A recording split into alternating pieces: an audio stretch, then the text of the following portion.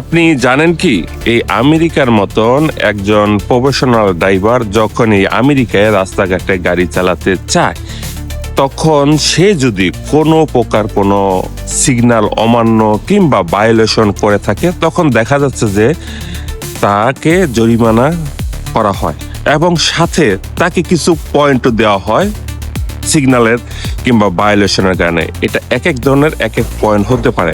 Even কেউ যদি মদ কিংবা বিয়ার খেয়ে গাড়ি চালায় বা বড় ধরনের দুর্ঘটনা ঘটায়, দেখা যায় তার অনেক সময় লাইসেন্স সাসপেন্ডও করে দেয়। তাই এই আমেরিকার মতন জায়গায় যারা গাড়ি চালাবেন প্রফেশনাল ভাবে কিংবা নন প্রফেশনাল ভাবে, অবশ্যই সতর্কতার সহিত গাড়ি চালানো উচিত।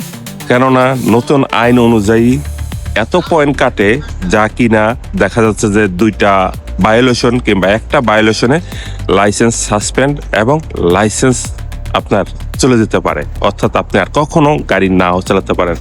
তাই সাবধান থাকুন এবং সতর্ক থাকুন, ইনশাল্লাহ।